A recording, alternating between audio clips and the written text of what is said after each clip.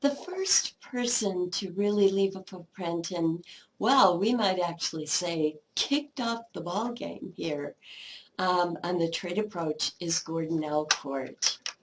Okay. And what I did here is I went online to one of those sites where you can design your own custom license plate, and I designed one for Gordon Elcourt with his initials and the number 4000.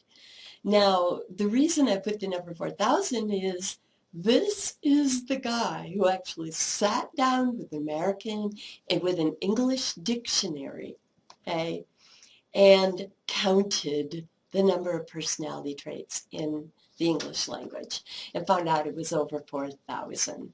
Imagine that job, right? Um, but really, an important researcher here in kicking off the trade approach. Some terms I want you to be familiar with. He started talking about traits in different ways and giving them these terms for different concepts about traits. And the first one is common traits, and so there's over 4,000 traits, and that apply to pretty much everybody. I mean, you can measure anybody on them. They're going to be high or low or somewhere in between. But, we have over 4,000 common traits, okay? Traits that could be applied to anybody. Well, we can't measure everybody on 4,000 different traits to try to see how we can get at behavior now and predict behavior differences, right? And so one of the big questions right from the beginning of this trade approach, and one that Gordon hadn't answered in his career yet, but came out of this and was strong question was, what are, the main ones? What are the big ones? In other words, some have to be more important than others as far as distinguishing individuals from each other, as far as how well they predict different behaviors. Some need to be more important than others. And of course, in retrospect now, we know that there are how many big ones? There are 5, right? So the big 5. But that was a big question back then. And even now, even when we know they're the big 5, we also know that there's really many more than that, because each of the big 5 is really a cluster of traits, right? Okay, and then the central traits. He uses this term to talk about the maybe 5 or 10 traits that best describe somebody. Okay, so for instance, if you right now paused this video and wrote down 5 to 10 traits that you feel best described yourself, and then had somebody else do the same thing, then compared notes, okay, your list would probably look very, very different, okay? But the 5 to 10 traits that best describe somebody. Now, cardinal traits. Gordon Elcourt didn't feel that everybody had a cardinal trait, but he felt these existed, that some people, okay, have a particular trait that kind of dominates their personality. So, where one trait actually defines them best, cardinal trait. Gordon Elcourt was really important for coming up with the idea of measuring people on trait dimensions, okay? And he calls this the nomothetic approach, and he used this approach, although in his day he used the ideographic. The next one we're going to talk about even more, because of the fact that they didn't know what were the big traits, the main ones.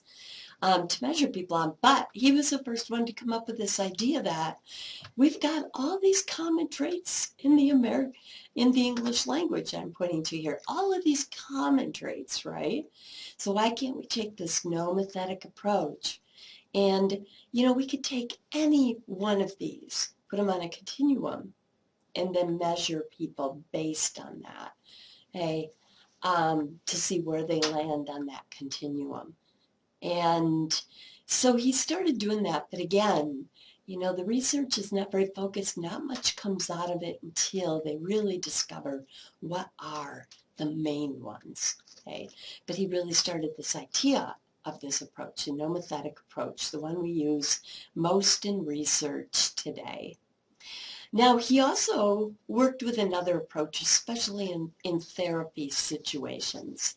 Okay, and that's called the ideographic approach. And this one's interesting because he said if you really want to get to know somebody, you need to try to do what we had you do with yourself earlier. And that is come up with 5, study them long enough to come up with 5 to 10 personality traits that you feel best describe them. And this is a really cool way to, for instance, if one therapist refers another client to another therapist, that they might introduce that client to that therapist in their notes. It's this list of traits. So it's a really convenient way to kind of summarize people. Also, there's some really interesting things you can do with this ideographic approach, like you can come up with your list of 5 to 10 traits that you feel best describe somebody, but then have them do that with themselves. Hey, so 5 to 10 they feel best describe themselves, and then compare to see where differences are in their point of view compared to your own.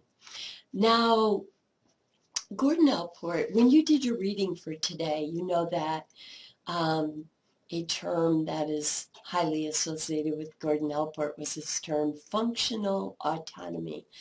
And I love your book. I chose it because I think it's the best personality book out there, but no book is perfect, and I feel this is a little fuzzy. And I want you to, it's really a simple construct. I just want you to understand it. So let's run over that idea of functional autonomy. And this is interesting because Gordon Allport was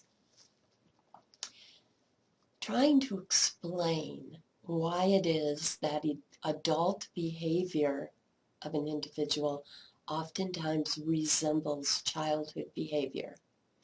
And one way of looking at that is that personality is durable, right? And personality influences our thought processes and our behavior. Okay? And that helps explain that. Gordon Allport also came up with another way of explaining that, and he called it functional autonomy. And he said a lot of the behaviors that were imposed on you as a child, okay, you decide as an adult that they really are functional, they make sense for you. And you continue to do them, but for a different purpose now, not because somebody's making you do so, but because you choose to do so. Let me give you an example. Perhaps your parents made you keep your room clean as a child, okay?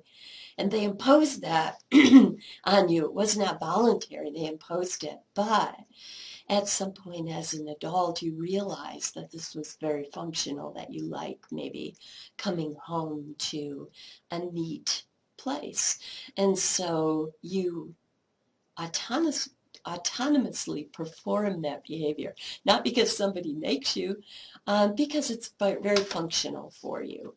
And that's what he meant by functional autonomy. The next person to leave his footprint in the trait approach is Henry Murray. And Henry Murray called his psychology personology. Personology. And when I think of Henry Murray, I always think of needs, and hopefully you will too. That will help you to remember that. His personology focused around what he called psychogenic needs. Okay. Psychogenic needs. Your book actually lists many of these, many more than what I expect you to memorize or become familiar with. It's interesting to browse them over, but I do want you to know these 5 major psychogenic needs. Okay, so the need for power, like dominance over others, the need for affiliation. This is a social need, right? need for other people. A need for achievement, okay, that's kind of an ego need. A need for autonomy. Autonomy is feeling like you have choices and you have the freedom to make those choices. Okay, so the need for autonomy, and then finally the need for understanding, the need for learning something, for really understanding it. And what Murray really pointed out was that everybody has these needs. Okay, these are the 5 basic psychogenic needs. So everybody has these needs to some extent. But what differs between us is how we prioritize them. So what's most important to us at a particular time in our life, how these particular needs line up. And what's interesting is that this is pretty stable across a lifetime. So there are some things that can affect it a bit, as we talked about, just like personality as a whole, that you kind of are between these parentheses on some continuum. And you're not going to move out of those, but things can move it either way within the parentheses, things that you experience. But for the most part, the way that we prioritize these needs is stable, relatively stable through our lifetime. And let's just talk about that for a minute. I want you to imagine somebody who the need for achievement is the top priority for them. What do you think would be the most important thing about this class for them? The most important goal for them, okay? And if you guessed that that goal, most important goal, would probably to receive a good grade, you are correct. What about somebody who is also taking this class, but whose top priority is the need for understanding? Now, certainly, the grade is still going to be important to them, right? It's going to be important to every student in here. But to the hypothetical student we are talking about, the most important thing by far is going to be if they feel that they really digested the material, they really understood the material. Okay. Now, Henry Murray, along with another psychologist, came up with the TAT.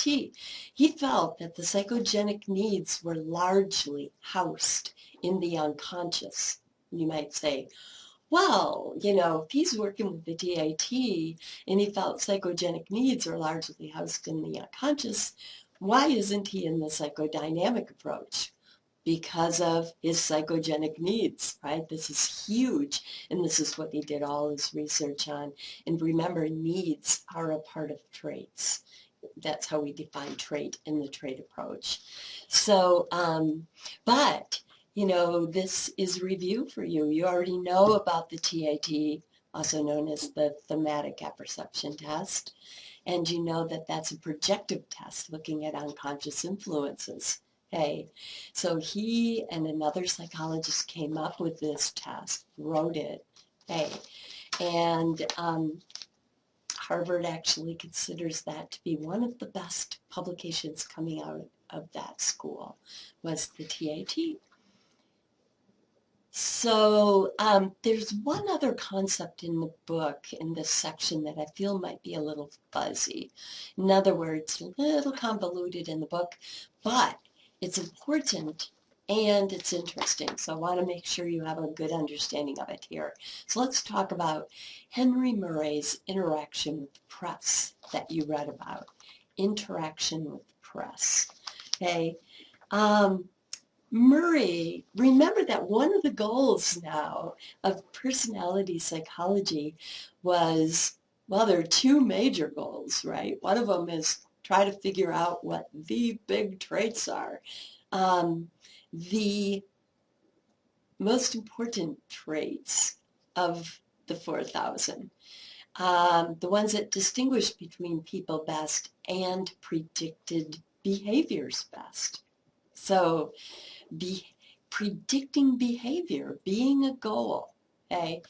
Henry Murray, long before they ever came close to this, right, to these goals, Henry Murray started writing about this idea that he said, I don't think that personality alone is ever going to do a really good job of predicting behavior, because it only seems to make sense to me that personality and the situation, okay, are working together to predict behavior wherever I go, whoever I see, you know.